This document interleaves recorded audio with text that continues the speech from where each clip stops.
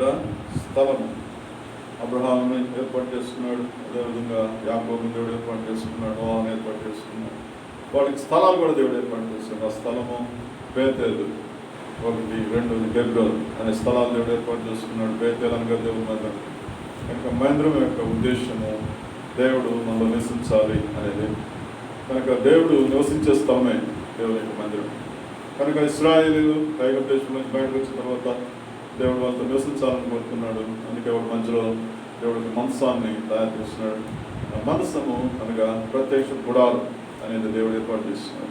కనుక ప్రత్యక్ష గుడారం యొక్క రూపురేఖల గురించి మనం మన జ్ఞానం నుంచి ధ్యానిస్తూ ఉన్నాము. మొదట ప్రత్యక్ష గుడారానికి ద్వారము అనగా క్రీస్తు నేనే మార్గము అన్నట్టుగా ఉంటుంది. రెండవది ఆవరణము. ఆవరణంలో బలిపీఠము, గంగాళము అనే 2 ఉంటాయి. తర్వాత ఆ ప్రత్యక్ష గుడారంలో రెండవ స్థలం పరిశుద్ధ స్థలం. పరిశుద్ధ స్థలం దీపవృక్షము, అదేవిధంగా సంకపు రొట్టెల బల్ల, 3 దీపస్తంభము అనే 3 ఉంటాయి. మూడవ స్థలము అతి పరిశుద్ధమైన స్థలము. ఇక్కడ దేవుని యొక్క మంచం ఉంటుంది. దేవుని యొక్క మంచంలో చిగురించిన అగరం, చేతికర్ర, 10 ఆజ్ఞలు అదేవిధంగా అవి ఉంటాయి. దేవుని యొక్క మంచం ఉంటుంది. ఆ మంచంలో ఇవి ఉంటాయి. కాబట్టి దాన్ని దేవుడు కెరూబులతో కప్పబడి ఉంటుంది. అక్కడికి సంవత్సరం ఒకసారి మాత్రమే సేవకులు, యాజకులు అక్కడికి వెళ్ళి దేవుడికి బలి అర్పిస్తూ ఉంటారు. అయితే మనము బలిపీఠము అనే స్థలంలోనే ఉన్నాం ఇంకా. కాబట్టి బలిపీఠము అనే దాని గురించి మనము అనేక దినాల నుంచి ధ్యానిస్తూ ఉన్నాం. బలిపీఠం అనేది చాలా అవసరం. కనుక బలిపీఠంలో దేవుడు మనము ధ్యానిస్తూ ఉన్నప్పుడు బలిపీఠం ద్వారా మనం దేవుడు మంచి ప్రత్యేకమైన గుణాలు కలిగి నన్ను ఇష్టపడుతూ ఉన్నాడు. దాన్ని చూద్దాం. లేవికాండము 1వ అధ్యాయము. లేవికాండము 1వ అధ్యాయము 9వ వచనం చదువుకుంటాం. లేవికాండము 1వ అధ్యాయం 9వ వచనం. దాని అంతరములను కాళ్లను నీడతో కడగవలను, ఇంపైన సువాసన గల దహన బలిగినట్లు యాజకుడు అనంత బలిపీఠం మీద దహించవలెను అన్నాడు. కనుక ఇక్కడ మనం గమనిస్తే బలిపీఠంలో కట్టెలు అని ఉంటారు. తర్వాత ఒక బలి పశువు ఉంటుంది, అగ్ని ఉంటుంది. కనుక బలి పశువు అనేది క్రీస్తు సాదృశ్యంగా ఉంది. కనుక బలి పశువు అనగా యేసు ప్రభు మనందరి కొరకు శిలువలో బలైపోవడం ధ్యానించుకుంది. అదేవిధంగా కట్టెలు అనగా మనము మన జీవితాలు కాల్చబడాలి, మన శరీరము అనేదానికి మనం ధ్యానించుకున్నాం. అగ్ని అనగా పరిశుద్ధాత్మ శక్తి మనలో ఎప్పుడు దహిస్తూ ఉంటుంది. కనుక ఈ విధంగా మనం దహించినప్పుడు బలి పశువు దహించినప్పుడు అక్కడ ఏమొస్తుందంటే ఇంపైన సువాసన. చూడండి, బలి అర్పిస్తే దహిస్తే ఇంపైన సువాసన. మామూలుగా కాలిస్తే ఎలాంటి ఇంపైన సువాసన అనేది రాదు. ఒక విధమైన కాల్చబడ్డ తర్వాత వచ్చే వాసన ఉంటుంది. కానీ ఆ వాసన కానీ ఇక్కడైతే దేవుడు రాయబడి ఉందంటే 9వ వచనంలో ఇంపైన సువాసన దహన బలి అగినట్లు అంటాడు. కనుక సువాసన అంటది ఇంపైన సువాసన. యేసు ప్రభు శిలువలో చనిపోయినప్పుడు మన అందరికీ మనకు కనిపించేది ప్రభు అయిన యేసుక్రీస్తు వారు రక్తం, అదేవిధంగా ఆయన శరీరం అంతా కొరడాదెబ్బలు, అదేవిధంగా ప్రభు యేసుక్రీస్తు వారు శ్రమ ముఖం అంతా చెక్కబడింది. ఆయన ఒళ్ళంతా కూడా కొరడాదెబ్బలు పట్టబడ్డారు. తల అంతా కూడా రక్తం కారుతూ ఉంది. ఆ భయంకరమైన స్థితి చూసినప్పుడు మనకు ఎంతో బాధగాను వేదనగా అనిపిస్తుంది. కానీ ప్రభు యేసుక్రీస్తు వారు అలా శ్రమను అనిపించడం ద్వారా ఎంతో మేలు మనకు జరుగుతూ ఉంటుంది. ఆ మేలు ఏంటంటే యేసు రక్తం ద్వారా మనకు పాప విమోచన జరుగుతూ ఉంటుంది. అదేవిధంగా ఆయన పొందిన దెబ్బల ద్వారా మనకు స్వస్థత కలుగుతూ ఉంటుంది. యేసు ప్రభు శిలువలో పొందిన శ్రమల ద్వారా మన జీవితాల్లో ఎంతో విజయం వస్తూ ఉంది. ఇంకా చెప్పాలంటే ప్రభు యేసుక్రీస్తు వారు అన్ని శ్రమలు అనిపించడం ద్వారా సాతానుపై జయం వస్తూ ఉంది. యేసుక్రీస్తు ప్రభు అన్ని శ్రమలు అనిపించడం ద్వారా మనకు లోకంలో జయం వస్తూ ఉంది. మనము ఈ లోకాన్ని జయించాలంటే మన సొంత జ్ఞానంతో జయించలేం. కానీ యేసు ప్రభు యొక్క శిలువను ధ్యానిస్తే లోకాన్ని జయించవచ్చు, పాపాన్ని జయించవచ్చు, సాతాన్ని జయించవచ్చు, అపవిత్రాత్మను జయించవచ్చు, అంధకార ద్రోహాత్మ సమాధానం అన్నీ కూడా ఇవే ఇంపైన సువాసన. కనుక బలి అనేది అర్పించడం ద్వారా మనకు సువాసన, ఇంపైన సువాసన అనేది దేవుడు ఇస్తున్నాడు. దేవుడు కూడా అక్కడ ఒక జంతువు కాలిపోతుంది అనేది దేవుడు చూడటం లేదు. ఒక మనిషిని యొక్క పాపాలు క్షమించబడుతున్నాయి అనేది చూస్తూ ఉన్నాడు. అదేవిధంగా ఒక జంతువు కాలిపోవడం ద్వారా మనుషుల మీద ఉండే దోషాలు తొలగిపోతున్నాయి. అదనమాట ఇంపైన సువాసన. కనుక బలి అర్పించడం ద్వారా ఇంపైన సువాసన అనేది దేవుడు చూస్తున్న నిర్గమాకాండము అదే 29వ అధ్యాయము 18వ వచనం చదువు. నిర్గమాకాండము 29వ అధ్యాయం 18వ వచనం.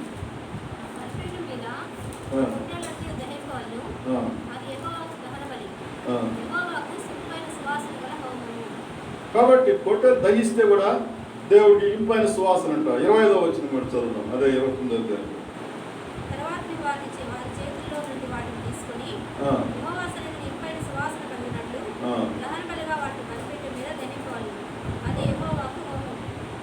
నలభై ఒకటో వచ్చింది మనకు.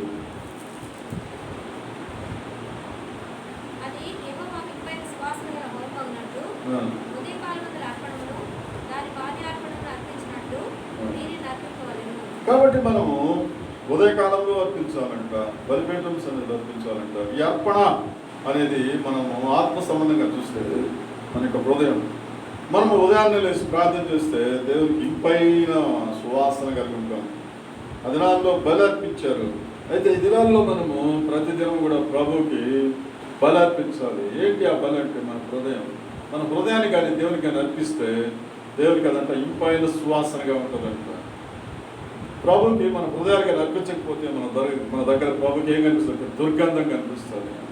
మన హృదయాల్లో ఉండే శరీర సంబంధమైన ఆలోచనలు, శరీర సంబంధమైన క్రియలు, శరీర తలంపులు అవన్నీ కూడా దేవునికి దుర్గంధాన్ని చూపిస్తాయి. అదే మన హృదయంలో కానీ ఉండే ప్రార్థన. అందుకనే దేవుడు మన హృదయాన్ని ఎక్కువ చూస్తాడు, బలిని చూస్తాడు. దేవుడు మన హృదయంలోంచి వచ్చే ప్రార్థన దేవుడు చూస్తాడు. కనుక దేవుడికి కావాల్సింది ఏంటంటే విరిగిన హృదయంతో కలిగే ప్రార్థన. అందుకే అనేక సార్లు దేవుడు మాట్లాడుతూ వచ్చాడు. మన మామూలుగా ఆరాధనలో విరిగిన హృదయంతో ఆరాధిస్తూ ఉంటాం. కనుక దేవుడు కూడా మన హృదయాల్లో ఆయన నివసించాలంటే విరిగిన హృదయం కావాలి. అదే దేవుడికి ఇంపైన సువాసన. కాబట్టి మనం ఉదయకాల సమయంలో కూడా ఉదయాన్నే లేచి కూడా దేవునికి సమర్పించడం ద్వారా దేవునికి అంటే అది ఇంపైన సువాసన అంట. అందుకే కీర్తన గ్రంథము 51వ అధ్యాయం 17వ వచనంలో దేవుడు దావీదు మహారాజు మాట్లాడుతూ వచ్చాడు. కీర్తన గ్రంథము 51:17 వచనం.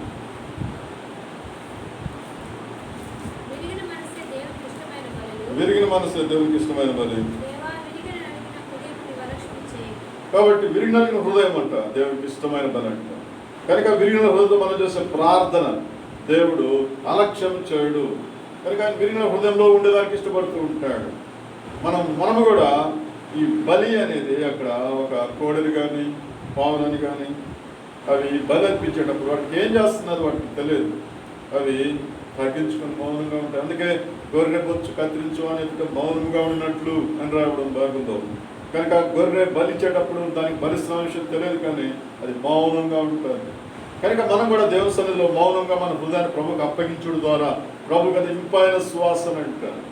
దేవుని సన్నిధిలో మనము మౌనముగా దేవుని సన్నిధిలో మనము విధేయత చూపించడం ద్వారా దేవునికి మనము మన హృదయాన్ని సమర్పించడం ద్వారా దేవుడికి అంత ఇంపైన సువాసన.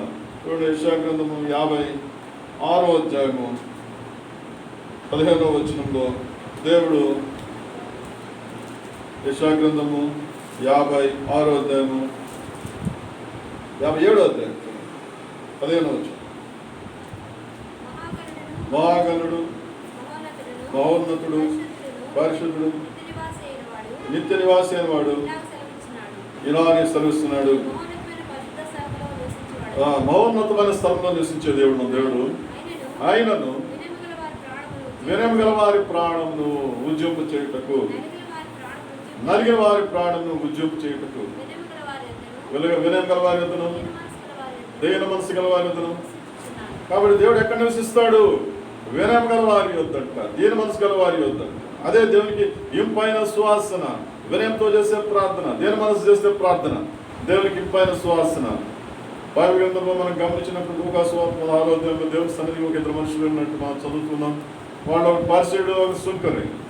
పరిసయుడు ప్రార్థన చేస్తున్నాడు, దేవా నా తండ్రి, వారం 2 సార్లు నేను ఉపవాసం ఉంటాను, నా దశభాగాలని నీకు చెల్లిస్తూ ఉన్నాను. అదేవిధంగా ఈ మందిరానికి నేను వస్తూ ఉన్నాను, అయినప్పుడు కూడా నన్ను చోరులు దొంగల వలె కాకుండా ఆ చివరికి ఆ యొక్క సుంకర వలె కాకుండా నన్ను చేసినందుకు స్తోత్రాలు ప్రభువా అని ప్రార్థన చేస్తున్నాడు. మొదట అన్ని బాగానే చేస్తున్నాడు, కానీ ప్రార్థనలో ఆయనకి తగ్గింపు లేదు, దీన మనసు లేదు. అందుకని ఆయన ప్రార్థన దేవుడు అంగీకరించలేదు. కానీ సుంకర ప్రార్థన చేస్తున్నాడు. దేవుని మందిరం బయట నిలిచి దేవాకాశం కలుచుచుడు కూడా నేను యోగ్యుడు కాదు ప్రభువా అని ప్రార్థన చేస్తున్నాడు. అంతే తప్ప పక్కవాడి గురించి ప్రార్థన చేయట్లేదు. ఇతనైతే సుంకరి వలె ఉండనందుకు, చోరులోనే ఉండనందుకు, నన్ను దొంగం చేయనందుకు అని ప్రార్థన చేస్తున్నాడు. కానీ అతనైతే ఆకాశం చూచుడు కూడా నేను యోగ్యుడు కాదు ప్రభువా. కనుక దేవుని సన్నిధిలో తగ్గింపు అనేది మేము చాలా అవసరం. దేవుని సన్నిధిలో వినయము, విధేయత అనేది చాలా, అదే ఇంపైన సువాసన. సిలువలో ఇద్దరు దొంగలు ఉన్నారు. మొదటి దొంగ అంటున్నాడు, నీవు క్రీస్తు కదా, నీవు రక్షించుకో, మమ్మల్ని కూడా రక్షించు అంటున్నాడు. కానీ రెండో దొంగ అంటున్నాడు, రే ఆగు, మనకైతే ఇది న్యాయమే, కానీ ఆయన ఏ తప్పిదము చేయలేదు అని అంటున్నాడు. కాబట్టి మనకైతే ఇది న్యాయమే, మనమైతే సిలువ వేయాల్సిందే. కారణం ఏంటంటే మనం దొంగలము, కానీ ఆయన ఏ తప్పిదము చేయలేదు అని అంటున్నాడు. కనుక దీన్ని బట్టి ప్రభుని హెచ్చిస్తున్నాడు, తను తగ్గించుకుంటున్నాడు. అంత మాత్రమే కాకుండా దేవుని విశ్వాసం ఇస్తున్నాడు. యేసు నీవు నా రాజ్యంతో వచ్చినప్పుడు జ్ఞాపకం చేసుకో. కాబట్టి ఆ దొంగ అయినప్పుడు కూడా దేవుని రాజ్యం గురించి నిరీక్షణ ఆ దొంగకు ఉంది. అందుకే అంటున్నాడు యేసు ప్రభు, మొదటి దొంగకి జవాబు ఇవ్వలేదు, ఇక్కడ నుండి ప్రజలందరికీ జవాబు ఇవ్వలేదు, కానీ ఆ దొంగకు మాత్రం జవాబు ఇస్తున్నాడు. నేడు నీవు నాతో కూడా పరదేశంలో ఉంటావు అని జవాబు ఇస్తున్నాడు. కనుక ప్రభు తగ్గింపు హృదయాన్ని చూస్తాడు, దేన మనసును చూస్తాడు, విరిగిన హృదయాన్ని దేవుడు చూస్తాడు. ఎప్పుడైతే మనం తగ్గింపు కలిగిన హృదయం ఉంటామో అప్పుడే దేవుడు దర్శించాలని ఇష్టపడుతున్నాడు. కనుక దేవుడు మన హృదయాన్ని ఇంపైన సువాసనగా ఉండాలని ఇష్టపడుతున్నాడు. కయ్యను హేబెల్ యొక్క అర్పణలో కూడా దేవుడు కయ్యను యొక్క అర్పణలో సువాసన లేదు, అదే హేబెల్ అర్పణలో ఇంపైన సువాసన దేవుడు అనిపించి. అందుకే మామూలుగా మనం కూడా మనము మంచి వాసన అయితే పీల్చుకుంటాము, చెడ్డ వాసన అయితే చీ అని చెప్పి రిజెక్ట్ చేస్తాం. కాబట్టి మంచి వాసన వస్తేమో అబ్బా చాలా బాగుంది అనుకుంటున్నాను. అదేవిధంగా దేవుడు విరిగిన హృదయాన్ని ఇష్టపడతాడు, గర్వంతో నింపబడ్డ హృదయము కయ్యింది. అందుకనే దేవుడు అంగీకరించలేదు. గర్వాన్ని దేవుడు అంగీకరించాడు, అసూయను అంగీకరించాడు, ద్వేషాన్ని అంగీకరించాడు, పగను దేవుడు అంగీకరించాడు. ఇవన్నీ కూడా కయ్యంలో ఉన్నాయి. కయ్యంలో గర్వం ఉంది, దేవుని మాటకు లోబడలేదు, దేవుని సన్నిధికి లోబడలేదు. అందుకనే దేవుడే తగ్గించుకొని వచ్చి కయ్యూను ఈ తమ్ముడైన హేబెలు అని మాట్లాడుతున్నప్పుడు లోబడలేదు. తర్వాత హేబెల్తో మాట్లాడి హేబెల్ చంపేశాడు. తర్వాత దేవుడు నీ తమ్ముడైన హేబెల్ ఎక్కడని అడిగితే నేను కాపలాదారున్నా అని అంటున్నాడు. కనుక ఇవన్నీ కూడా గర్వపు మాటలు. అందుకని దేవుడు అంగీకరించలేదు. మన హృదయాల్లో ఇంపైన సువాసన దేవుడు ఇష్టపడాలని కోరుకుంటున్నాడు. చూడండి, లేవికాండము 2వ అధ్యాయము 2వ వచనం. లేవికాండము 2వ అధ్యాయము 2వ వచనం.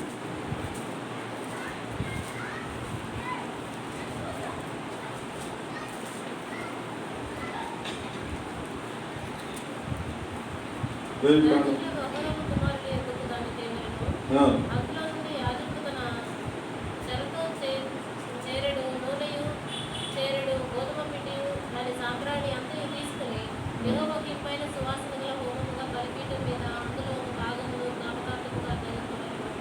కాబట్టి ఇంపైన సువాసనకు వచ్చేదానికి ఇక్కడ కొన్ని వాడబడ్డాయి.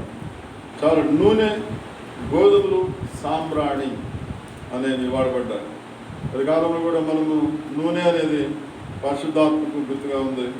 గోధుమలు అనేవి మనమే మన జీవితము. గోధుమలు అనేది దంచబడాలి, మెత్తం చేయబడాలి. ప్రభు సన్నిధిలో మనము సంఘముగా, ఆహారముగా కూర్చోబడాలి. మూడవదిగా సాంబ్రాణి, మనము ఆరాధన, దేవుని స్తుతించేవారుగా మనం ఉండాలి. అదే దేవునికి ఇంపైన సువాసన. కనుక మనము దేవునికి ఇంపైన సువాసనగా ఉండాలంటే మనము పరిశుద్ధాత్మతో నింపబడ్డ జీవితం కలిగి ఉండాలి. తర్వాత మనము గోధుమ పిండి వలె మెత్తని చేయబడి, గోధుమ అది దంచబడి, తర్వాత ముద్ద చేయబడి దేవుని కొరకు ఒక పాత్ర, ఒక అప్పంగా తయారు చేయబడాలి. అప్పుడే మనము దేవునికి ఇంపైన సువాసనగా మనం ఉంటాం. మూడవదిగా మనము సాంబ్రాణిగా స్తుతి, దేవునికి మనము స్తుతి చెల్లించేవారుగా మనం ఉండాలి. దేవుని స్తుతించాలి. కాబట్టి మనము దేవుని సన్నిధిలో ఇంపైన సువాసనగా మనము ఆ యొక్క కలిగి ఉండాలంటే చూడండి, లేవికాండము 4వ అధ్యాయము 31వ వచనం. లేవికాండము 4వ అధ్యాయము 31వ వచనం. మరియు ఆ, నేను కృపాక్షతని తీయవలెను. ఆ, యెహోవాకు ఇంపైన సువాసనగా ఆ. యాజకుడు బలిపీఠం మీద దాన్ని దహింపవలెను. ఆ. అట్లు యాజకుడు అతని నిమిత్తము ప్రాయశ్చిత్తము చేయగా అతనికి క్షమాపణ కలుగును. కాబట్టి ఇంపైన సువాసన ద్వారా మనకి ఏమొస్తుందంటే ప్రాయచిత్తం, క్షమాపణ కలుగుతుందని. కనుక మనం అర్పించే అర్పణ సరిగా లేకపోతే మనకు క్షమాపణ ప్రాయచిత్తం ఉండదు. కాబట్టి మనం దేవునికి అర్పించే అర్పణ అనగా మన హృదయము ఇంపైన సువాసన కలిగినడు ద్వారా ప్రాయచిత్తం వస్తుంది. మన దోషాల మీద మనకి ప్రాయచిత్తం, అదేవిధంగా మన పాపములు క్షమించబడతాయి. దేవుని సన్నిధిలో అతిక్రమం చేయవాడు వర్ధనుడు, కానీ వాటిని ఒప్పుకొని విడిచిపెట్టేవాడు కనికరం పొందనని రాయబడింది.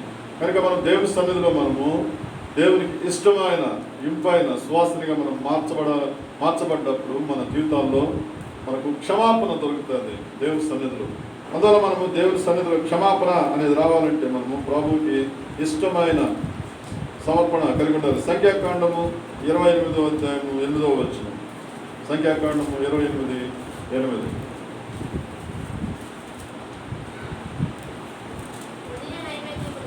ఉదయ నైవేద్యము దాని పానార్పణమును అర్పించినట్లు ఆ. యెహోవాకు ఇంపైన సువాసన గల హోమముగా ఆ. ఆ రెట్ల గొర్రెపిల్లను సాయంకాలమందు అర్పింపవలెను. కనుక ఉదయము సాయంత్రము కలిగి ఉండాలంట. మనం ఒక పూట కాదు, ఉదయం పూట ఒకటే కాదు, సాయంత్రం కూడా మనము దేవునికి అర్పణ కలిగించాలి. ప్రార్థనా జీవితం ఉదయము సాయంత్రం ప్రభుకి మనం స్తుతించేవారిగా ఉండాలి. 13వ వచనం కూడా 28వ అధ్యాయం 13వ వచనం కూడా చదువు. 23. యెహోవాకు ఇంపైన అది యెహోవాకు ఇంపైన సువాసన గల దహనబలి. ఆ, వాటి పానార్పణములు ఆ. ఒక్కొక్క కోటితో పడిన ద్రాక్షరసమును, పొట్టేలుతో పడి గొర్రెపిల్లతో ఉప్పావును ఉండవలెను. ఇది సంవత్సరంలో మాసమునకు జరగవలసిన దహనబలి. కాబట్టి దేవునికి దహన బలి మనము ప్రతి మాసము ప్రతి దినము మనం దేవునికి చేయడం ద్వారా ఇంపైన సువాసనగా ఉంటుంది. నోవా జీవితంలో మనం పరిశీలించినప్పుడు నోవాకు అనేక దినాలు పడవలో ఉన్నాడు. పడవలో ఉండేదానికి కారణం అని మనందరికీ తెలుసు. ప్రపంచాన్నంతటిని కూడా దేవుడు జలమయం చేసి అగ్నితో కాల్చేసిన నీళ్లతోటి నింపేశాడు. అందరూ కూడా చనిపోయారు. నోవా కుటుంబం ఒకటే మిగిలింది. నోవాకు ఆయన భార్య, ముగ్గురు కుమార్తెలు. తర్వాత నోవాకు భూమి మీదకి వచ్చిన తర్వాత మొట్టమొదట బలిపీఠాన్ని కట్టాడు. చూద్దాం. ఆదికాండము 8వ అధ్యాయము 21వ వచనం. ఆదికాండము 8వ అధ్యాయము 21వ వచనం. అప్పుడు యెహోవా ఇంపైన సువాసన వ్యాఖ్యానించి ఇక మీదట భూమిని మరలా శపించెను. కాబట్టి నోవాకు ఆ విధంగా ఇంపైనది వ్యాఖ్యానించిందంట ఆయన బలి. ఆ బలిని అర్పించినప్పుడు దేవుడు అక్కడ ఒక విషయాన్ని నోవాకు నిబంధన చేసుకుంటున్నాడు. ఇక నేను శపించను అని చెప్తున్నాడు. కనుక మనము దేవుని సన్నిధిలో మనము ఇంపైన సువాసన కలిగిన ఆ బలిని కానీ అర్పిస్తే, విరిగిన హృదయంతో కానీ ప్రభువుకి కానీ మనం దేవుని సన్నిధిలో కానీ ప్రార్థిస్తే, దేవుని స్తుతిస్తే, దేవుని ఆరాధిస్తే దేవుడు మనల్ని శపించడు, మనల్ని శిక్షించడు. కనుక దేవునికి మనము ఒకసారి నోవాకు చేస్తేనే దేవుడికి నేను శపించని చెప్పించాడు. మనం అనుదినము ప్రభువుని దేవుని స్తుతిస్తూ ఉంటే, అనుదినము దేవుని సన్నిధిలో కానీ మనం కానీ ప్రార్థిస్తూ ఉంటే దేవుడు ఎప్పుడు కూడా మనల్ని ఆస్వాదిస్తూనే ఉంటాడు, శపించాడు. కనుక ప్రతి దినము, ప్రతి ఉదయము, ప్రతి సాయంత్రము ప్రభువుని మనము ఆయన బలిపీఠాన్ని అనుభవం కలిగి ఉండాలి, తగ్గింపు కలిగిన అనుభవం కలిగి ఉండాలి. కనుక మన జీవితాల్లో మనము ప్రభువుకి ఎల్లప్పుడూ సుయాగం చెల్లిస్తూ ఉండాలి, ఇంపైన సువాసన కలిగి ఉండాలి. ఆదివారం పూట మాత్రం మనం ఆరాధనలు మాత్రమే దేవుని స్తుతిస్తూ ఉంటాం. కానీ ఇంట్లో కూడా మనము ప్రతి ఉదయము, ప్రతి సాయంత్రం దేవుని సన్నిధిలో మనం స్తుతించి ఆరాధించేవారిగా మనం ఉండాలని దేవుడు ఇష్టపడుతున్నాడు. ఆ విధంగా మనం ప్రభు సన్నిధిలో ఎల్లప్పుడూ కూడా క్షమాపణ పొందుతూ ఉంటాము, శపించబడకుండా ఉంటాం, ఆయన ఆశీర్వాదాలు పొందుతూ ఉంటాం. కనుక ఎస్తేరు గ్రంథాన్ని మనం పరిశీలించినప్పుడు ఎస్తేరు యొక్క జీవితంలో ఆమె చాలా పేదరాలు అయినప్పటికీ కూడా ఆమె జీవితంలో దేవుడు ఆమె ఉన్నతమైన స్థానాన్ని తీసుకోబోయాడు. కారణం ఏంటంటే ఎస్తేరు గ్రంథం 2వ అధ్యాయము 9వ వచనం పరిశీలించినప్పుడు, ఎస్తేరు గ్రంథము 2వ అధ్యాయము 9వ వచనంలో, ఎస్తేరు గ్రంథము 2వ అధ్యాయము 9వ వచనం. ఆ చిన్నది అతని దృష్టికి ఇంపైనది కనుక అతని వల్ల దయపొందెను. కనుక అందరూ మంచి మంచి ఆభరణాలు వేసుకుంటూ ఉన్నారంట. కానీ ఎస్తేరు మాత్రం నాకు ఏమొద్దు, నాకు చిన్న ఆవరణం చాలు అని చెప్పాను. తర్వాత ఆమె చాలా తగ్గించుకుందంట. కాబట్టి ఆమె దేవుని బట్టి తను తాను తగ్గించుకుంది. రెండోది దేవుని మీద ఆధారపడింది. దేవుని స్తుతించేదిగా ఉంది ఎస్తేరు. పేదరాలు, తల్లిదండ్రులు లేని అమ్మ. కాబట్టి దేవుని ఆయన రాజుగారి దృష్టికి ఆమె ఇంపైనదిగా కనిపించిందంట. అందువల్ల ఆమెని రాణిగా ఎన్నుకున్నాడు. రాణి అయిపోయింది ఎస్తేరు. చూడండి, ఎస్తేరు తన దీనస్థితిలో తగ్గించుకొని ఆభరణాలు ఆకర్షించాలని అనుకోలేదు. ఆమె లోకంలో నేను అందరి దృష్టి పడాలి, రాజు దృష్టి నా మీద పడాలి అని అనుకోలేదు. ఎక్కువ బంగారం వేసుకుంటే రాజు నన్ను ప్రేమిస్తాడు అనుకోలేదు. తర్వాత అలంకారం ఎక్కువ చేసుకుంటే రాజు నన్ను ప్రేమిస్తాడు అనుకోలేదు. చాలా సింపుల్గా కొన్ని తక్కువ ఆభరణాలు ఆమె ధరించింది. అయినప్పుడు కూడా దేవుడు ఎస్తేర్ని దర్శించాడు. ఆమెకి రాజు వలన ఆమె ఇంపైనదిగా కనబడేట్టు చేశాడు. అదే ఎస్తేరు గ్రంథం 8వ అధ్యాయము 5వ వచనంలో కూడా మనం గమనించినప్పుడు 8వ అధ్యాయము 5వ వచనంలో కూడా రాజుగారితో మాట్లాడుతుంది. సందర్భం వచ్చింది, ఇశ్రాయేల్ అందరూ కూడా నాశనం చేసే పరిస్థితి వచ్చింది. అక్కడ హామాను ఇశ్రాయేల్ అందరిని కూడా నాశనం చేయాలని, మొర్దెకాయిని అందరిని నాశనం చేయాలనుకున్నప్పుడు ఎస్తేరు అడుగుతాను. చదువు 8వ అధ్యాయం 5వ వచనం. ఎస్తేరు లేచి రాజు నిలిచి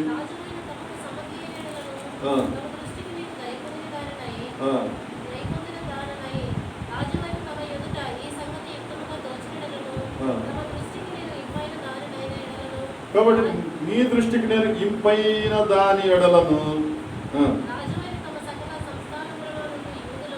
యూదులను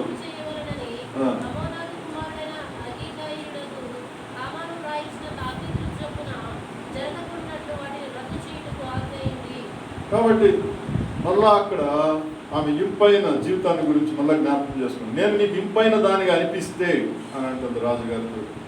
కాబట్టి దేవుని సన్నిధిలో మనం తగ్గించుకున్న ద్వారా ప్రభువా, ఒకసారి దావీదు ప్రార్థన చేస్తాడు. కీర్తన గ్రంథం 4వ అధ్యాయము 1వ వచనంలో, కీర్తన గ్రంథము 4వ అధ్యాయం 1వ వచనంలో దావీదు ప్రార్థన చేస్తాడు. నా నీతికి ఆధారమగు దేవా, నేను మొరపెట్టుగా నాకు ఉత్తరం ఇమ్ము అని అడుగుతున్నాడు. ఏమంటున్నాడు అక్కడ దావీదు? అసలు మనందరం కూడా నీతిమంతులు కానే కాదు, కానీ అక్కడ అంటున్నాడు దావీదు, నా నీతికి ఆధారమగు దేవా అని అంటున్నాడు. కనుక మనం దేవుని దృష్టిలో నీతిమంతులు కాదు. కానీ దావీదు అడుగుతున్నాడు, నా నీతికి ఆధారమగు దేవా, నేను మొరపెట్టినప్పుడు నాకు ఉత్తరం ఇమ్ము. కాబట్టి మనం కూడా దేవుని సన్నిధిలో ప్రభువా, నేను కుమారుడిని అయితే అని ప్రార్థన చేస్తూ ఉంటాం. కనుక ప్రభుకి మనం ఇష్టముగా ఉంటే అదన్నమాట. కనుక ఎస్తేరు అడుగుతుంది, నేను నీకు ఇంపైన దానికి అనిపిస్తే అని ప్రార్థన చేస్తున్నాను. కనుక మనం దేవుని సన్నిధిలో నమ్మకంగా జీవిస్తే, దేవుని సన్నిధిలో యథార్థంగా ఉంటే మనం అడగచ్చు, ప్రభువా నీకు ఇష్టమైతే అని అడగచ్చు. కనుక దేవుడు ఇచ్చేవాడిగా ఉంటున్నాడు. కనుక ప్రభు మన ఇష్టాన్ని ప్రేమించేవాడిగా ఉంటున్నాడు మన దేవుడు. కనుక మనం ఆయనకి మొదట మన ఇష్టమైన వారిగా జీవించడం ద్వారా, దేవునికి ఇంపైన వారిగా మనం ఉండడం ద్వారా అడిగే అవకాశం మనకు ఉంటుంది. మనం ప్రభుకి ఇంపైన వారిగా మనం జీవించకుండా, ప్రభుకి సమర్పించకుండా, తగ్గింపు జీవితం లేకుండా ప్రభువా నా ప్రార్థన ఆలకించేవాడు దేవుడు ఆలకించేవాడు కాదు. మొదట మనము దేవుని సన్నిధిలో ఇంపైన తగ్గింపు, దేవ మనస్సు, విరిగిన హృదయం, మన హృదయం దేవునికి యోగ్యమైనదిగా ఉన్నప్పుడు మాత్రమే దేవుడు మనం అడగగలం. కాబట్టి దేవుడు ఎస్తేరు రాణి అడిగినప్పుడు దేవుడు జవాబు ఇవ్వగలుగుతూ ఉన్నాడు. కనుక బైబిల్ గ్రంథంలో ఒక వ్యక్తి ఉన్నాడు, ఆయన పేరు నఫ్తాలి. చూడండి, ఆదికాండము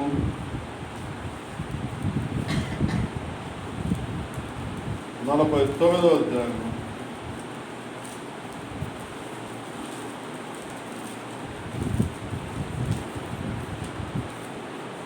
నఫ్తాలి అనే ఒక వ్యక్తి ఉన్నాడు.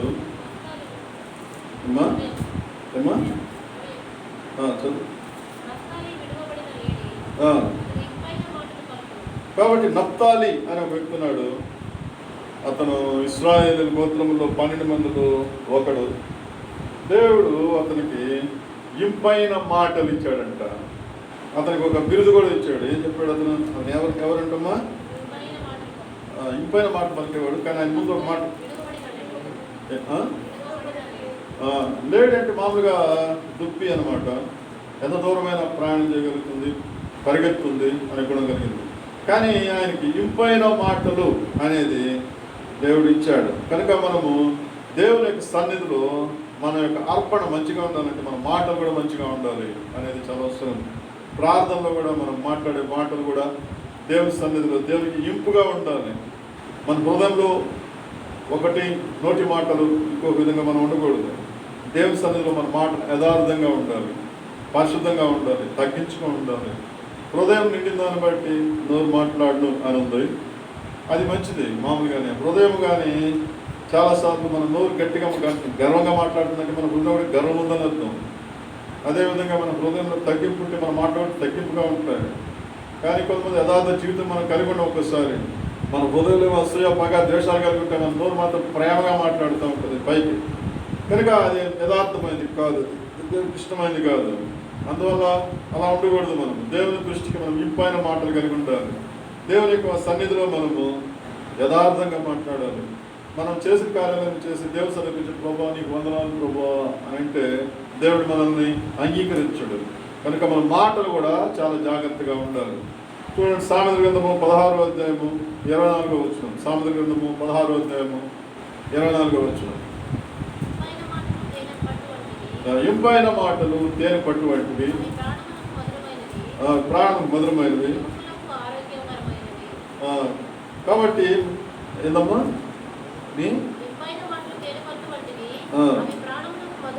ప్రాణానికి మధురమైనవి, ఎముకల కంటే ఆరోగ్యకరమైన మంచి మాటలు. కనుక మనిషికి దేవుని వాక్యంలో ఒక దగ్గర రాయబడి ఉంది, అసూయ మాటలంట మనిషి యొక్క ఎముకల్ని నాశనం చేస్తుందంట. అసూయ అనేది అంటే మన శరీరంలో అసూయగా ఉంటే మన ఎముకల్ని పాడు చేస్తుందంట. అదేవిధంగా మనం ద్రోహుల యొక్క మాటలు మన శరీరాన్ని బాధ పెడుతుందంట. కనుక మనము ఇంపైన మాటలు కానీ మాట్లాడుతుంటే మన శరీరానికి ఆరోగ్యం అంట మంచి మాటలు. కనుక మన మాటలు మనకు ఆరోగ్యాన్ని ఇస్తాయి. మన మాటలు తేనె పట్టు కంటే మధురంగా ఉంటాయి. అందుకనే చూడండి, ఇది యెషయా గ్రంథము 11వ అధ్యాయం 3వ వచనం. యెషయా గ్రంథము 11వ అధ్యాయము 3వ వచనం.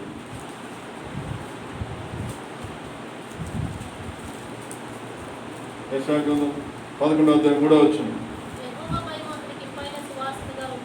కాబట్టి దేవుని యందు మనం భయభక్తులు కలిగి ద్వారా అది ఇంపైన సువాసనగా ఉంటాయంట. కాబట్టి మనం దేవుని యందు భయభక్తులు కలిగి ఉంటారు.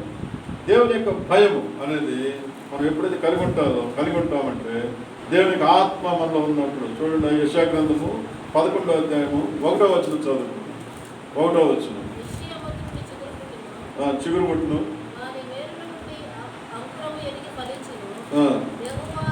యెహోవాత్మ జ్ఞాన వివేచనకు ఆధారముగా ఆత్మ, ఆలోచన పనులకు ఆధారముగా ఆత్మ, తెలివిని యెహోవా ఎడల. ఎవరు పుట్టిస్తారంట? దేవుని యొక్క ఆత్మ అంట. తెలివి యెహోవా యందు భయభక్తులు పుట్టిస్తుందంట ఆత్మ. కాబట్టి అతని మీద నిల్చును. కాబట్టి యెహోవా యందు మనం భయం అనేది కలిగి ఉంటే దేవునికి అది ఇష్టం అంట. కాబట్టి దేవుని యందు మనం భయభక్తులు కలిగి ఉండటమే దేవునికి ఇంపైన సువాసన. కనుక మనం దేవుని యందు భయభక్తులు కలిగి ఉండాలి. భయము భక్తి అవసరం అనేది అదొక భయభక్తులు అనే దాని గురించి అనేక విషయాలు ఉన్నాయి. కానీ మనం చదువుకుందాం. కానీ మనం దేవుని సన్నిధిలో ఇంపైన సువాసనగా ఉండేదానికి దేవుడు కోరుకుంటున్నాడు. రోమీయులకు రాసిన పత్రిక 16వ అధ్యాయము 18వ వచనం. రోమీయులకు రాసిన పత్రిక 16వ అధ్యాయము 18వ వచనం.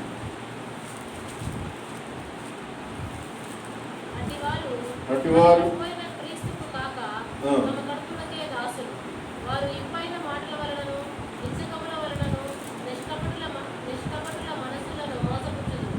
కొంతమంది ఇంపైన మాటలు మాట్లాడుతుంటారు. అవి మంచి మాటలే, కానీ అవి హెచ్చుకప్పు మాట్లాడతారు, చెడ్డ మాటలు, వ్యర్థమైన మాటలు. కానీ దేవుడు అలాంటి వాటిని కోరుకోవట్లేదు. దేవుడు మంచి మాటలు కోరుకుంటున్నాడు. మన జీవితాల్లో మనకు దేవుడికి ఇష్టముగా ఉండాలని దేవుడు కోరుకుంటున్నాడు. ఇది సాతాను యొక్క గుణము, చెడ్డ మాటలు, అసూయ మాటలు. సాతాను మనం ఏం చేస్తాడు? హెచ్చుకప్పు మాటలతో నింపుతుందంట. దానియేలు గ్రంథము 11వ అధ్యాయము, దానియేలు గ్రంథము 11వ అధ్యాయము 32 అనుకుంటా.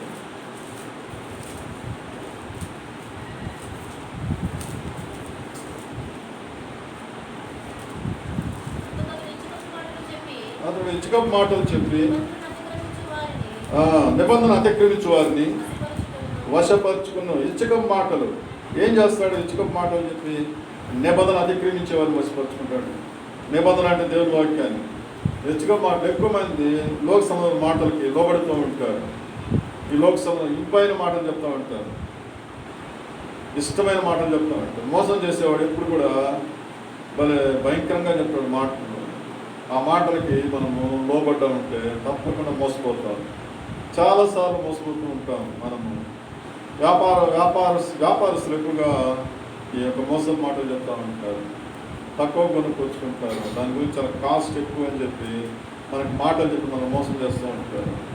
చాలామంది బంగారం అమ్మేవాళ్ళు ఇది చాలా మంచి బంగారం అని చెప్పి మనం చెప్పి చాలా తక్కువకి వస్తూ ఉందని చెప్పి దాన్ని కొన్న తర్వాత అక్కడ ఏముండదు, చాలా చెడిపోయిన బంగారాన్ని అమ్ముతారు.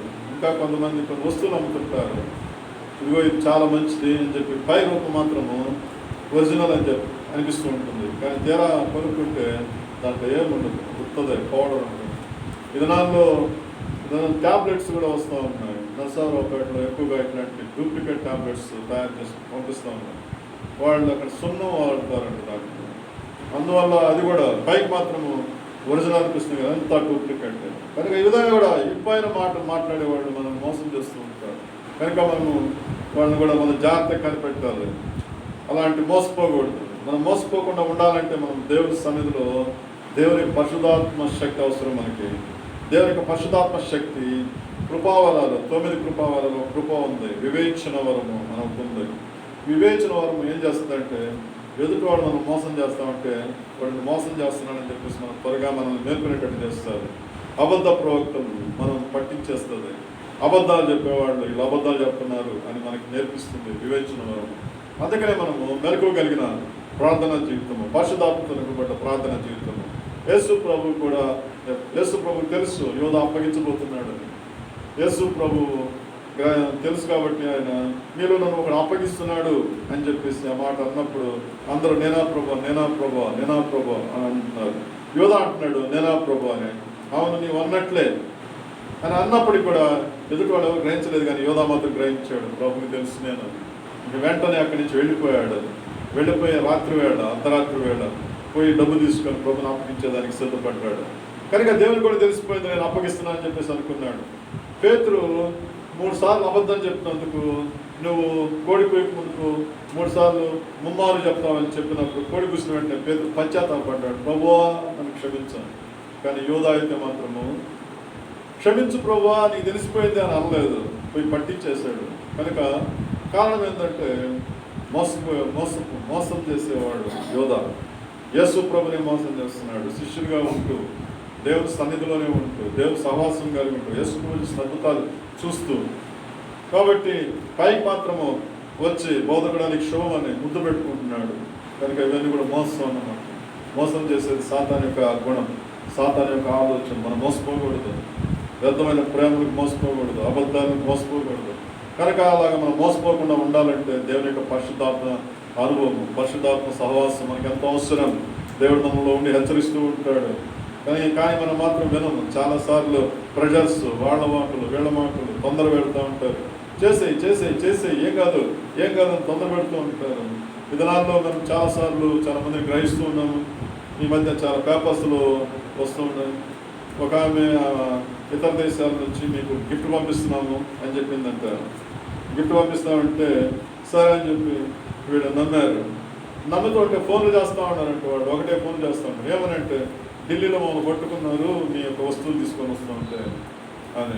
సరే అని చెప్పి వాడిని ఏం చేయాలంటే కొంత డబ్బు పంపించండి, దీంట్లో మీకు డబ్బు మేము పంపిస్తూ ఉన్నాము అని చెప్పంటారంటే సరే అని చెప్పి ఒక ఆమె చెప్పకుండానే వాళ్ళ భర్తతో చెప్పకుండా వాళ్ళకి డబ్బులు పంపిస్తూ ఉందంట. ఎంత పంపించిందంటే దాదాపు 2 లక్షలు పంపించేసింది. కాబట్టి తీరా చూసి ఇంక వాళ్ళు ఫోన్ ఆపేశారు. ఆ పోలీస్ స్టేషన్ రిపోర్ట్ ఇచ్చింది. వాళ్ళు చేస్తే వాళ్ళంతా మోసమని. అట్లాంటి కేసులు ఎన్నో పేపర్లో మనం చూస్తూ ఉన్నాం. కనుక మనం ధనాశ మోసపోతూ ఉంటాము. ఇతర దేశాల నుంచి వాళ్ళు డబ్బులు వస్తాయంటే మనం మోసపోకూడదు. అట్లాంటివి వాళ్ళు ఇస్తామని చెప్పి అంటారు, డబ్బులు పంపిస్తామంటారు. ఒకవేళ వాళ్ళకంటే డబ్బులు పంపించినా కూడా దాన్ని మార్చుకోవాలంటే చాలా కష్టం. కానీ వాళ్ళు పంపించరు, పెట్టరు. వాళ్ళకి మనుషులు ఉంటారు. అన్ని అబద్ధాలే, అన్నీ మోసమే. కాబట్టి వీటిలన్నింటిలో కూడా మనం తొందర పెడుతూ ఉంటారు. వీటిలన్నీ కూడా సాతాను గుణాలు. కనుక మనము సాతానుడు మనం ఏం చేస్తుందంటే మోసం చేస్తూ ఉంటుంది. మనం మోసపోకూడదు. కనుక దేవుని సన్నిధిలో మనము మోసపోకుండా ఉండాలంటే దేవుని సన్నిధిలో మనము హృదయము దేవునికి సమర్పించుకోవాలి. శరీర ఆశలు ఉండకూడదు. వ్యర్థమైన వాటి మీద మనం మనసు పోనించుకోకూడదు. వ్యర్థమైన వాటిని మనం ప్రేమించకూడదు. ధనాశ కలిగి ఉండకూడదు. ఇంట్లో ఉండే ధనాన్ని ఖర్చు పెట్టకూడదు. ఊరికే డబ్బులు వస్తాయంటే మనం ఇష్టపడకూడదు. ఇదిగో మీరు ఇంత గడితే అంత వస్తుంది అంటే అది కూడా వ్యర్థమే, అబద్ధం అది కూడా. కాబట్టి ఇవన్నీ కూడా సాతానుడు మనం మోసం చేస్తూ ఉంటాడు. అలాంటి వాటిని మనం ఎంకరేజ్ చేయకూడదు. పిల్లలు చాలా అట్రాక్షన్ అవుతారు, ఈజీగా వచ్చే మనీ కోసం అట్రాక్ట్ అవుతారు. కనుక మనం దేవుని సన్నిధిలో మాత్రమే ప్రార్థన చేసి దేవుడు మనకి ఇచ్చేదాన్ని మనం పొందేదానికి ఇష్టపడాలి తప్ప లోకంలో వచ్చే వాటిని మనం ఎప్పుడు కూడా నమ్మకూడదు, ఇష్టపడకూడదు. కనుక దేవుని సన్నిధిలో మనము సువాసన కలిగి ఉండాలి. ఇంపైన సువాసన మనం కలిగి ఉండాలి. ఎజ్రా చెప్తాడు, చూద్దాం. ఎజ్రా గ్రంథము 6వ అధ్యాయం 9వ వచనం. ఎజ్రా గ్రంథము 9వ అధ్యాయం 6వ అధ్యాయం 9వ వచనం.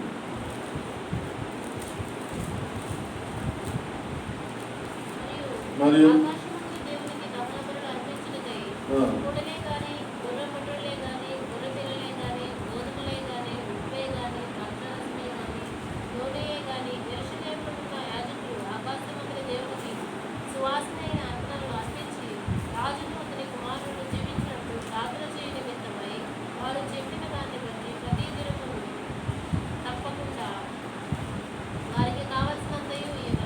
కాబట్టి మనం ప్రతి దినము దేవుని సన్నిధిలో ప్రార్థన చేయడం ద్వారా, దేవునికి అప్పగించడం ద్వారా, అర్పించడం ద్వారా మనం దేవునికి సువాసన కలిగి ఉంటాం. చూడండి 2 కొరింథీ 2వ అధ్యాయము 14వ వచనం. 2 కొరింథీ 2వ అధ్యాయము 14వ వచనం. 2 కొరింథీ 2వ అధ్యాయము 14వ వచనం. ప్రతి స్థలమందును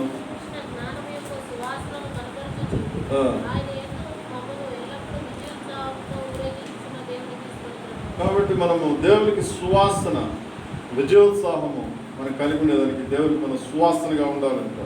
15వ వచనం కూడా చదువు. 2 కొరింథీ 2వ అధ్యాయం 15వ వచనం. రక్షింపబడి వారి పట్లను కనుక మనం క్రీస్తుకి ఏమై ఉండాలంట? సువాసన. ఎవరికి అంటే మనము దేవునికి సువార్త ప్రకటించడం ద్వారా మనము అందరం ఈ లోకంలో మనం సువాసన కలిగి ఉంటాం, ప్రతి ఒక్కరికి కూడా. కాబట్టి మనము దేవునికి సువార్త ఈ లోకంలో ప్రజలకు మనం సువార్త ప్రకటించడం ద్వారా అనేక మంది రక్షణ పొందినప్పుడు మనము దేవునికి సువాసన కలిగిన వారిగా మనం ఉంటాం. అంతే తప్ప మనము సువార్త ప్రకటించకుండా పర్సనల్ లైఫ్ సంఘం ద్వారా మాత్రమే కాదు మనం సువార్త ప్రకటించాల్సింది. మనం చాలాసార్లు అనుకుంటూ ఉంటాం, మనము సంఘం ద్వారా మాత్రమే పోయి అందరం కలిసి వ్యాన్లు వేసుకొని తర్వాత అందరం కూర్చొని కరపత్రికలు తీసుకొని తర్వాత దేవుని యొక్క వాక్యాన్ని ప్రకటిస్తేనే సువార్త అని మనం అనుకుంటూ ఉన్నాం. కానీ మనం ఉండే స్థలంలో సువార్త ప్రకటించాలి.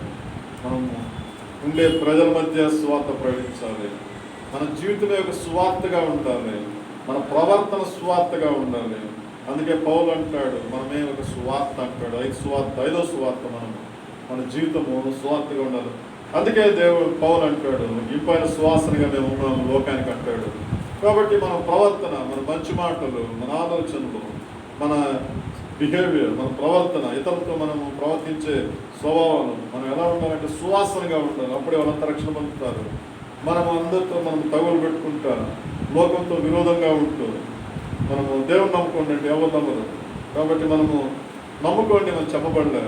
మనము మంచి ప్రవర్తన మనం కలిగి ఉంటేనే, మంచిగా మాట్లాడుతుంటేనే దేవునికి మనం సువాసనగా ఉంటాము, ప్రజలు కూడా మనం సువాసనగా ఉంటాం. కనుక మనము ఈ లోకంలో దేవుని యొక్క బిడ్డలుగా జీవించేటప్పుడు మన మాటలు కూడా అనేకులకి సువాసనగా ఉండాలి. కానీ అలా ఉండకుండా మనం ఈ లోకంలో భయంకరమైన పరిస్థితులు మనం ఉంటాం. చూడండి, 1 సమూయేలు గ్రంథము 2వ అధ్యాయము 3వ వచనం. 1 సమూయేలు గ్రంథము 2వ అధ్యాయం 3వ వచనం. 2వ అధ్యాయము యెహోవా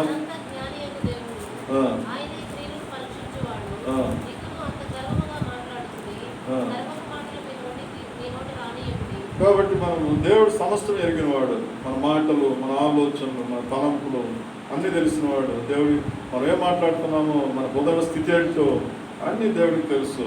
సమస్త జ్ఞానం కలిగిన వాడు ఆయన. కాబట్టి మనం ఈ లోకంలో అంటే గర్వపు మాటలు మాట్లాడుకోకూడదంట. గర్వంగా మాట్లాడకూడదు, తగ్గింపు కలిగి ఉండాలి. దేవుని సన్నిధిలో తగ్గింపు మాటలు కలిగి ఉండాలి.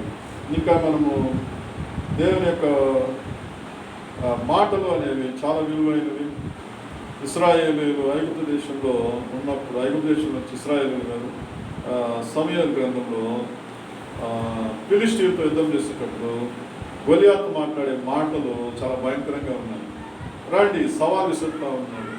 విసురుతున్నప్పుడు ఇశ్రాయేల్ అందరూ కూడా భయభీతులు అయిపోయారంట. మొదటి సమూయేలు గ్రంథంలో 17-11 వచనంలో ఆ గొలియాతు యొక్క మాటలు విన్నప్పుడు వాళ్ళందరూ కూడా భయం వచ్చేసిందంట. కనుక మాటలు అనేవి మనుషుల్ని భయం పుట్టిస్తాయి. గర్వపు మాటలు, బలవంతుల యొక్క మాటలు మనల్ని భయం పుట్టిస్తాయి. రాజు మొదలుకొని అందరూ కూడా భయభీతిలో ఉన్నారంట ఆ గొలియాతు మాటలు విన్నప్పుడు. అయితే అక్కడ దావీదు వచ్చాడు. 17-31 వచనంలో దావీదు వచ్చిన తర్వాత 40 రోజులు అయిపోయింది. అప్పటికే ఇశ్రాయేలీయులు ఏం చేయటం లేదు. కానీ దావీదు వచ్చిన తర్వాత నేను అతను చంపుతాను అనే ఒకే ఒక మాట ఇశ్రాయేలీయులు టానిక్ బలంబు చేశారు. ఆ మాట ఈ మాట రాజు దగ్గరికి చేరిపోయింది. తర్వాత రాజుగారు పిలిచి, నువ్వు చంపగలవా గొలియాతుని అంటే, నేను చంపేస్తాను. ఎలా చంపుతాను? నేను నా గొర్రెలు చెప్పేటప్పుడు సింహాన్ని చంపేస్తాను, గెలుగుబడిని చంపేస్తాను, ఆటో ఈడంతా అనే మాటలు రాజుగారికి బలాన్ని ఇచ్చాయి. కనుక మన మాటలు విశ్వాసంతో మాట్లాడే మాటలు, మనము దేవుని మీద ఆధారపడి మాట్లాడే మాటలు మనకి లోకంలో ఎంతో బలాన్ని ఇస్తాయి. అందరికీ బలాన్ని ఇస్తాయి. రాజుగారికి బలాన్ని ఇచ్చింది. అదే మన అప్పుడే ఇశ్రాయేల్ అందరూ కూడా బలం పొందారు. కనుక మనం మాట్లాడే మాటలు విశ్వాసంతో బట్టి మాట్లాడే మాటలు. తర్వాత దావీదు వెళ్తా ఉంటే గొలియాతు అంటున్నాడు, ఏరా నేను కుక్కను అనుకున్నావా రా, నేను చంపేస్తా అని అంటున్నాడు. కానీ దావీదు అంటున్నాడు, యెహోవా నామమున నేను వచ్చుచున్నాను, ఈరోజు దేవుడు నిన్ను నా చేతికి అప్పగించాడు. ఎంతో విశ్వాసంతో మాట్లాడుతున్నాడు. గొలియాతు ఏమో దాని గర్వంతో మాట్లాడుతున్నాడు. తనకుండే గర్వం, తనకుండే బలము, తనకుండే ఆయుధాలు, తన చేతిలో ఉండే కత్తి, వీటి మీద ఆధారపడుతున్నాడు. కానీ దావీదు చేతిలో కర్ర ఉంది, కొన్ని రాళ్ళు మాత్రమే ఉన్నాయి. కానీ దావీదు మాట్లాడే మాటలు గర్వంతో లేవు, విశ్వాసంతో ఉన్నాయి.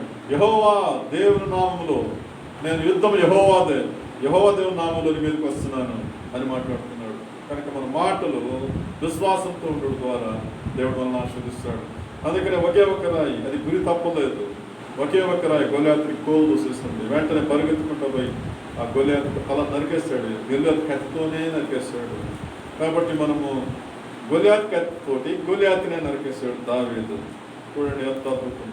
దావీదు దగ్గర కత్తి లేదు, దావీదు దగ్గర కేవలం రాళ్ళు మాత్రమే ఉన్నాయి. కనుక మన జీవితాల విశ్వాసము ద్వారా శత్రువులను మనం జయించగలం. మనం మాట్లాడే మాటలు కూడా విశ్వాసము మాటల ద్వారా దేవుడు మనల్ని ఆశీర్వదిస్తాడు. మనం మాట్లాడే మాటలు గర్వపు మాటలుగా ఉంటే శత్రువు ఓడిపోతాడు. శత్రువు గర్వంగా మాట్లాడాడు, ఓడిపోయాడు. బైబిల్ గ్రంథంలో చూస్తే గర్వంగా మాట్లాడిన వారు అనేక మంది ఓడిపోయినట్టుగా బైబిల్లో ఉన్నాయి. కాబట్టి గర్వం అనేది నాశనానికి ముందు గర్వం నడుచును అన్నది బైబిల్లో. కనుక మన జీవితాల్లో గర్వం అనేది ఉండకూడదు. తగ్గింపు అవసరం, దీన మనసు అవసరం. దేవునికి ఇంపైన మాటలు, ఇంపైన సువాసన కలిగి ఉండటం చాలా అవసరం. ఇంకా ఈ మాట ఎలాంటి కీర్తన గ్రంథంలో 12-6 దావీదు అంటాడు. కీర్తన గ్రంథం 12-6 కీర్తన గ్రంథము 12-6 దేవుని మాటలు పవిత్రమైనవంట. కనుక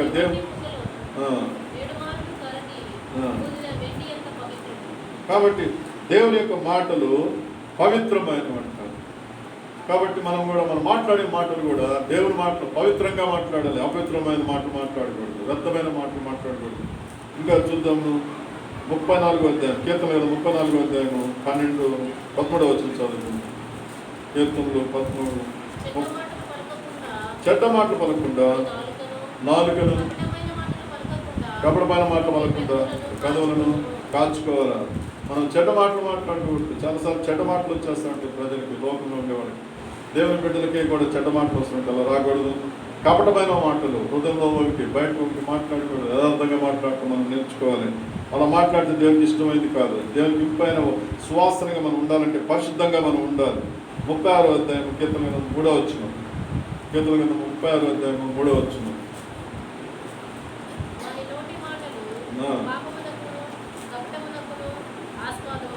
కాబట్టి కొన్ని మాటలు పాపానికి ఆస్పదంగా ఉంటాయి, కపటానికి ఆస్పదంగా ఉంటాయి.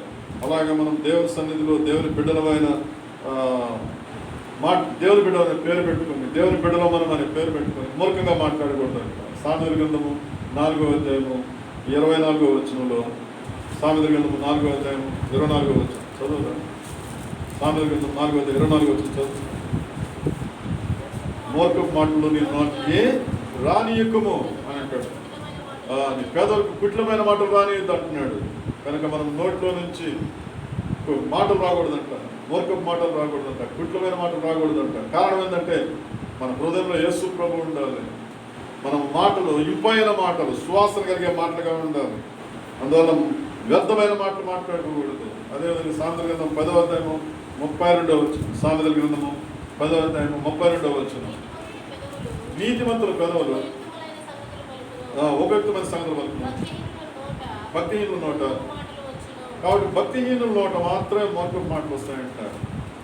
నీతిమంతుల యొక్క పెదవులు ఉపయుక్తమైన మంచి మాటలు మాట్లాడతారంట. భక్తిహీనుల నోట మూర్ఖపు మాటలు వస్తాయంట. మనము మూర్ఖపు మాటలు మాట్లాడుతున్నామంటే నీతిమంతులుగా భక్తిహీనులుగా మనము జాగ్రత్త కలిగి ఉండాలి. కనుక దేవుని బిడ్డలుగా మనం ఉండేటప్పుడు దేవుని సన్నిధిలో మనం మంచి మాటలే మాట్లాడాలి. మూర్ఖపు మాటలు మాట్లాడకూడదు, శాపగ్రస్తమైన మాటలు మాట్లాడకూడదు, అబద్ధాలు మాట్లాడుకోకూడదు. సామెతల గ్రంథము 12వ అధ్యాయము 6వ వచనం, సామెతల గ్రంథము 12వ అధ్యాయము 6వ వచనం. నరహత్య చేయవారితో ఉంటాయంట. అదే 18వ వచనం కూడా చూడండి, 12వ అధ్యాయం 18. జ్ఞానుల నాలుక ఆరోగ్యదాయకము. 12వ అధ్యాయం 18వ వచనము. కత్తిపోటు వంటి మాటలు పలుకువారు కలరు. జ్ఞానుల నాలుక ఆరోగ్యదాయకము. కనుక మనము కత్తిపోటు వంటి మాటలు మాట్లాడుతుంటారు కొంతమంది. సందర్భాన్ని బట్టి వాళ్ళు అనుకుంటారు ఎదుటి వాళ్ళు మన మాటల ద్వారా కూర్చోాలి అనుకుంటారు. మన మాటలు మాట్లాడితే ఎదుటి వాళ్ళు బాధపడాలనుకునేవాళ్ళు. అలాంటి అన్నమాట. కత్తి అయినా సరే తెగితే కొంచెంసేపు మందు పూసుకుంటే కొన్ని రోజులకు మారిపోతుంది. కానీ మాటలు అనేవి చాలా భయంకరమైనవి. జీవితకాలం అంతా కూడా గుర్తుంటాయి. ఎవరైనా మనల్ని కానీ కొంచెం బాధ కలిగించే మాటలు కానీ మాట్లాడితే కొన్ని సంవత్సరాల తర్వాత అయినా సరే మనం గుర్తుపెట్టుకుంటాం. వాళ్ళని మాట్లాడే వాళ్ళు, నేను శ్రమలో ఉంటే వాళ్ళని ఈ విధంగా బాధ పెట్టారు, నేను ఇబ్బందుల్లో ఉంటే వాళ్ళని ఇట్లా బాధ పెట్టాలని గుర్తుపెట్టుకుంటాను. కారణం ఏంటంటే కత్తిపోటువంటి మాటలు. కనుక దేవుని బిడ్డలమైన మనము అలాగ మాట్లాడకూడదు. మన మాటలు ఇతరులని హాని కలిగించేది ఉండకూడదు. మన మాటలు ఇతరులను బాధ పెట్టేగా ఉండకూడదు. మనం అనుకుంటాం తమాషాగా మాట్లాడుతున్నాంలే, జోక్గా మాట్లాడుతున్నాంలే, లేకపోతే ఇతరులను ఓడిస్తున్నాంలే, మనమే మంచిగా ఉంటాం, మనం గొప్పగా ఉందాంలే అనుకొని ఇతరులను హీనంగా మాట్లాడేస్తూ ఉంటాం. కానీ అవి జ్ఞానుల మాటలు కాదు, అవి సాతాను యొక్క మాటలు. గర్వము, అపవిత్రత, సాతాను యొక్క గుణాలు అవి. అందువల్ల అలాంటి మాటలు మనం దేవుని బిడ్డలుగా ఉండేటప్పుడు అలాంటివి మాట్లాడకూడదు. మన నోటికి కాపు కాసుకోవాలి. మనం ఏం మాట్లాడుతున్నాం అని దేవుని సన్నిధిలో ఒప్పుకోవాలి. అందుకే యెషయా ప్రార్థన, ప్రభువా నేను అపవిత్ర పెదవులు గల వారి మధ్య నివసిస్తున్నాను, అపవిత్ర పెదవులు కలిగిన వాడని ప్రార్థన చేస్తున్నాడు. కనుక ప్రభుతో అడగాలి, ప్రభు నా పెదవులు కాల్చు ప్రభు. వ్యర్థమైన మాటలు మాట్లాడకుండా, ఇతరులను బాధ పెట్టేవాడిగా నేను ఉండకుండా, నా మాటలతోటి నా తండ్రి ఇతరులు నేను గుచ్చకుండా, నేను అబద్ధపు మాటలు మాట్లాడకుండా, క్రూరమైన మాటలు మాట్లాడకుండా, నా మాటలతోటి ఇతరులను బాధ పెట్టే స్థితిని ఉండకుండా సాయం చేయడం ప్రార్థన చేసుకోవాలి. కనుక ఇవన్నీ కూడా మనం కలిగి ఉండాలంటే మన హృదయం దేవునికి ఇంపైన సువాసన ఇచ్చే స్తుతి, తగ్గింపు హృదయం కలిగి ఉండాలి. కాబట్టి మన హృదయంలో దేవునికి స్థానం ఉంటే, మన హృదయంలో జీవజలాలు ప్రవహిస్తే దేవుడు మన నోట్లో నుంచి మంచి మాటలే మనం మాట్లాడతాం. కనుక సాతానికి స్థానం ఇస్తే మన నోట్లో నుంచి వ్యర్థమైన మాటలు, అబద్ధపు మాటలన్నీ వస్తూ ఉంటాయి. కాబట్టి మనం ఇంకా దేవుని సన్నిధిలో ఎలాంటి మాటలు మాట్లాడాలి చూద్దాం. సామెతల గ్రంథం 15వ అధ్యాయము 26వ వచనం. సామెతల గ్రంథము 15వ అధ్యాయము 26వ వచనం.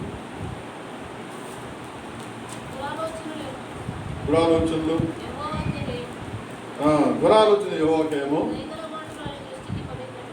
దేవునికి ఏం పవిత్రము అంటే దయగలిగిన మాటలు అంట. కనుక మనము దేవుని సన్నిధిలో దయగల మాటలు మాట్లాడడం ద్వారా, ఇంకో దగ్గర రాయబడి ఉంది, రాజు స్నేహితులు అవుతారు. కనుక దయగలిగిన మాటలు మనం మాట్లాడి నేర్చుకోవాలి. సామెతల 16వ అధ్యాయము 24వ వచనం. సామెతలు 16:24.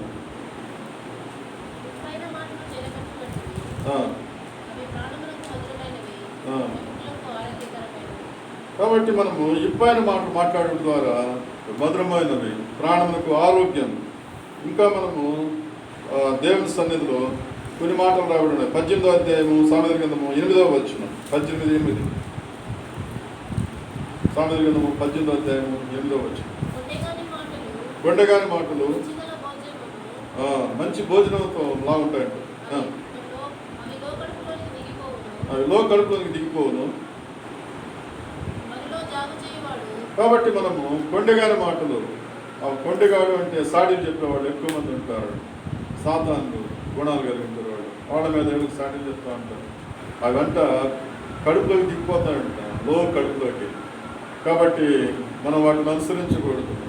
చెప్పినప్పుడు కొండెగాని చెప్పినప్పుడు కొండని ఎక్కువగా చెప్తూ ఉంటారు, అబద్ధాలు చెప్తూ ఉంటారు, ఒకరి మీద ఒకరు సాడీలు చెప్తూ ఉంటారు. అలా వినేదానికి మనం మనసు ఇవ్వకూడదు. దేవుని సన్నిధిలో ఎక్కువ సమయం గడుపుడు ద్వారా, ప్రార్థన జీవితం కలిగి ద్వారా, బైబిల్ చదువుడు ద్వారా, దేవుని సహవాసము, దేవుని బిడ్డలతో సహవాసం కలిగి ద్వారా వాటి అన్నిటి మనం దూరం చేసుకోవాలి. కాబట్టి ఇవి లో కడుపులోకి దిగిపోతాయి. కొండగాడు అబద్ధాలు చెప్పే మాటలు మనం వింటూ ఉంటాయి. కనుక దేవునికి మనము ఇంపైన వారిగా మనం ఉండలేము. 22 సామెతల గ్రంథము 22వ అధ్యాయము 11వ వచనం. 22:11 సామెతలు 22:11. హృదయశుద్ధిని ప్రేమించుచు దయగల మాటలు పలుకువానికి రాజు స్నేహితుడగును. కాబట్టి దయగల మాటలు మనం కానీ మాట్లాడుతూ ఉంటే రాజు స్నేహితులు అవుతారంట. 12వ వచనం కూడా చదువు. 12వ వచనం. యెహోవా చూపులు జ్ఞానముగల వారిని కాపాడును. కాబట్టి యెహోవా చూపులంట జ్ఞానం గల వారిని కాపాడును. విశ్వాసఘాతకుల మాటలు ఆయన వ్యర్థము చేయును. కాబట్టి విశ్వాసఘాతకులు అంటే విశ్వాసం లేకుండా మనం ఉండేవాడిని వాడు ఆలోచనలు దేవుడు వ్యర్థం చేస్తాడంట. కాబట్టి విశ్వాసఘాతకుల యొక్క మాటలు దేవుడు వ్యర్థం చేస్తాడు. విశ్వాసంతో మాట్లాడేవాడు మాత్రమే దేవుడు ఆశీర్వదిస్తాడు. కనుక మనం దేవుడి సన్నిధిలో వ్యర్థమైన మాటలు మాట్లాడే పరిస్థితి మనం ఉండకూడదు. విశ్వాసఘాతకులుగా మనం ఉండకూడదు. దేవునికి దయగలిగిన మాటలు మాట్లాడేవారుగా ఉండాలని దేవుడు ఇష్టపడుతున్నాడు. కనుక మనం దేవునికి దయగలిగిన మాటలు మాట్లాడినప్పుడు రాజు స్నేహితులు అవుతారండి. కనుక దేవుని సన్నిధిలో మనము ఎప్పుడు కూడా మనము హృదయంలో ఇంపైన సువాసన కలిగిన మాటలు మాట్లాడాలి. దేవునికి మన హృదయంలో స్థానం ఇవ్వాలి దేవుని సన్నిధికి. అప్పుడే దేవుడు మన జీవితాల్లో మోసపు మాటలు మాట్లాడకుండా చేస్తాడు. సామెతల గ్రంథం 24వ అధ్యాయము 28వ వచనం. సామెతల గ్రంథము 24వ అధ్యాయము 28వ వచనం.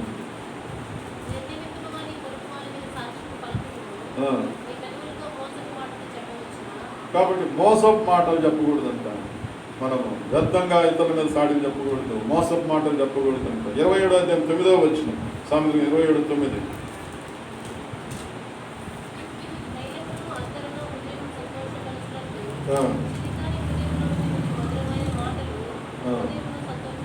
కాబట్టి మధురమైన మాటలు మన హృదయాన్ని సంతోషపడుతున్నాయంట. కనుక చెలికాడు మనకి మంచి మధురమైన మాటలు కానీ చెప్తే మన హృదయం సంతోషపడతారు. నయమాను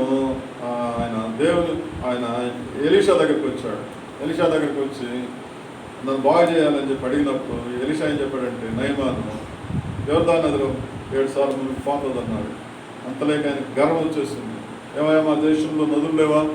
ఇక్కడ యెరూషలేం ఈ దేశంలోనేనా యోర్దాను నదేనా అని ఆయన దేవుని మాటకు లోబడకుండా, ఎలీషా మాటకు లోబడకుండా వెళ్తూ ఉంటే అక్కడ పనిచేస్తూ ఉన్న ఆయన దగ్గర రథంలోలే ఆయన అతని సేవకుడు ఆయన చెప్పాడా? అడగమన్నాడు అంతే కదా, దానికే నువ్వు అంత కోప్పడితే ఎట్లాగా అని అతను శ్రద్ధ చెప్పాడు. కనుక మనం చెప్పే దయగలిగిన మాటలు ఇతరులను బాగు చేయాలి. కాబట్టి మనము చెప్పే మాటలు ఇతరులకు ఆశీర్వాదకరంగా ఉండేది. అప్పుడు ఆయన తగ్గించుకొని మళ్ళీ యోర్దాను నదిలోకి వెళ్ళి 7 సార్లు మునిగినప్పుడు బాగా అయిపోయాడు. కనుక మన మాటలు దయగలిగిన మాటలు కలిగి ఉండాలి. అప్పుడే దేవుడు కూడా వాటిని మెస్తాడు. కనుక మనం దేవుని సన్నిధిలో కూడా చూడండి, ఇర్మియా గ్రంథము 7వ అధ్యాయం 4వ వచనం. ఇర్మియా గ్రంథము 7వ అధ్యాయం 4వ వచనం. దేవుని సన్నిధిలో మనము ప్రార్థన చేసినప్పుడు కూడా ఎలా ఉండాలంటే, ఇర్మియా గ్రంథము ఈ స్థలము యెహోవా ఆలయము, ఈ స్థలం యెహోవా ఆలయము, ఈ స్థలం యెహోవా ఆలయము అని చెప్తున్నారు. ఈ మోసకరమైన మాటలు ఆధారం చేసుకున్నట్టు చాలాసార్లు మనం అంటూ ఉంటాం, ఇది యెహోవా మందిరము, ఇది యెహోవా స్థలము, ఇది ఈ స్థలం యెహోవా ఆలయము అని అనుకుంటూ ఉంటాం. కానీ మోసకరమైన మాట ఆధారం చేసుకోవద్దు అంటున్నాడు దేవుడు. మీరు దేవుని మందిరం అంటూ ఉన్నారు, కానీ మీరు మీ యొక్క హృదయము నాకు ఇంపుగా లేదు.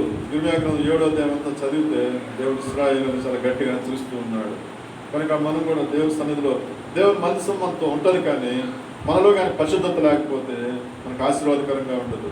ఏలీ కుమారుడు హోప్ని ఫినెహాస్ వాళ్ళు ఫిలిష్తీయుల మీద యుద్ధానికి పోయినప్పుడు దేవుని మనసాన్ని తీసుకొని పోయారు. వాళ్ళు అనుకున్నారు దేవుని మనసు మొత్తం ఉంది, మనకి విజయం వస్తుందిలే అనుకున్నారు. కానీ వాళ్ళు పెద్ద శబ్దం చేసి వాళ్ళ మీద యుద్ధం చేశారు. గత దినమంది 4,000 మంది చనిపోయారు. ఈరోజు మనసు వచ్చింది కాబట్టి మనకి విజయం వస్తుంది అనుకున్నారు. కానీ వాళ్ళు ఆ రోజు 30,000 మంది చనిపోయారు దాదాపు. కారణం ఏంటంటే దేవుని మనసు ఉంటే విజయం రాదు మనకు. మన హృదయం పరిశుద్ధంగా ఉంటేనే మన విజయం వస్తుంది.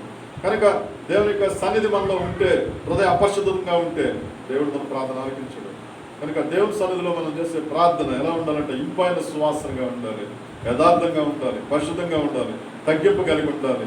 దేవునికి ఇంపైన సువాసనగా మనం ఇచ్చే బలి, మనం ఇచ్చే ఆరాధన, మనం ఇచ్చే ప్రార్థన యథార్థంగా దేవుని సన్నిధిలో ఉంటేనే దేవుడు ఆశీర్వదిస్తాడు. కనుక చూడగా ఒక వచనం చదువుకుని మత్తయి సువార్త 6వ అధ్యాయము 7వ వచనం. మత్తయి సువార్త 6వ అధ్యాయము 7వ వచనం. మత్తయి సువార్త 6వ అధ్యాయం 7వ వచనం. మరి మీరు ప్రార్థన చేయనప్పుడు అన్యజనుల వలె వ్యర్థమైన మాటలు వర్షించకూడదంట. ఇంకా విస్తరించి మాట్లాడటం వలన నా మనం వినబడినని. కాబట్టి విస్తరించి మాట్లాడడం ద్వారా దేవుని సన్నిధిలో మనం ప్రార్థన చేస్తే దేవుడి మాట మనం వింటాడేమో అనుకుంటాం. మనం చాలాసార్లు మనం ఎంత ప్రార్థన చేసినా దేవుడు జవాబు ఇవ్వటం లేదు, జవాబు రాదు. కారణం ఏంటంటే మనము మన హృదయాన్ని ఇష్టపూర్వకంగా లేదు దేవునికి. ఇంపైన సువాసన మన హృదయంలో ఉండక మనం ఎంత ప్రార్థన చేసినా కూడా జవాబు ఇవ్వడు. దేవునికి ఇష్టమైన కార్యం, దేవునికి ఇష్టమైన బలి, దేవునికి ఇష్టమైన ఇంపైన సువాసన కలిగిన హృదయాన్ని ప్రభుకి మొదట సమర్పించాలి. అప్పుడు మనం దేవుడు అనిపిస్తాడు. అదే దేవునికి ఇష్టమైన బలి. కనుక మనం దేవుని సన్నిధిలో బలి అర్పించాలి అని అంటే మనము ఇష్టమైన ఇంపైన సువాసనగా ఉన్నప్పుడే దేవుడు మన బలిపీఠం మీద అంగీకరిస్తాడు. మనం కూడా దేవుని సన్నిధిలో ప్రతిరోజు చేసే ప్రార్థనలో, ప్రతి దినం చేసే ప్రార్థనలో ప్రభువుకి మనం ఇష్టపూర్వకంగా ఉండాలి. మన హృదయాన్ని దేవునికి సమర్పించుకోవాలి, అదేవిధంగా తగ్గించుకోవాలి, దేన మనసు కలిగి ఉండాలి, విరిగిన హృదయం కలిగి ఉండాలి. వ్యర్థమైనవి ఇచ్చక మాటకు మనం లోబడకుండా, అబద్ధాలకు లోబడకుండా, కొండగా మాట్లాడకుండా, కత్తిపోటు పెట్టి మాట్లాడకుండా, ఇతరుల బాధ పెట్టే మాటలు మనం మాట్లాడకుండా, దేవునికి ఇష్టమైన యథార్థమైన తగ్గింపు, దేవునికి ఇష్టమైన మరి ఏంటంటే తగ్గించుకోవటం. విరిగిన హృదయం దేవునికి ఇష్టమైన ఈ సన్నిధిలో, దేవుని సన్నిధిలో మనం తగ్గించుకొని ఇష్టమైన పరిగా ఉండడానికి దేవుడు సాయం చేయగా ప్రార్థన చేసుకుంటాం.